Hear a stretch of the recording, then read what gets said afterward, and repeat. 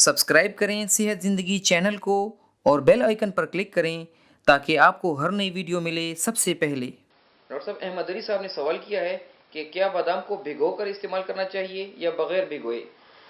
देखिए, बादाम को दोनों सूरतों में इस्तेमाल किया जा सकता है। भिगोकर भी इस्तेमाल कर सकते हैं, छिलके के साथ भी खा सकते हैं। चूँकि जो ड्राई होता है वो छिलके के साथ खाया जाता है।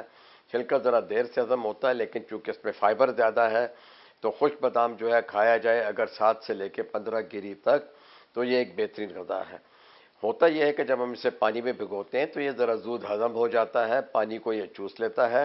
तो ये उन लोगों के लिए बेहतरीन है कि जिनको जो है छिलका हज़म ना होता हो या वो छिलके को गले से उतारते हुए उनको महसूस होता हो, तो फिर यह है कि वो लोग जो है छिलका उतार लें।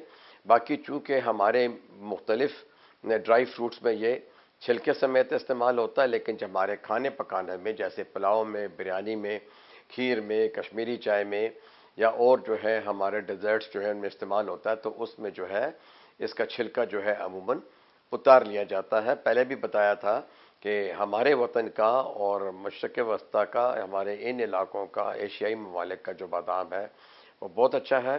जो कि अमेरिकन बादाम जैसे हम कहते हैं या वलायती बादाम हमें कहते हैं, वो जो है कम इस्तेमाल होना चाहिए। वो ज़्यादातर डेकोरेशन में या केक के ऊपर इस्तेमाल होता है, और कड़वा बादाम भी नहीं इस्तेमाल करना चाहिए।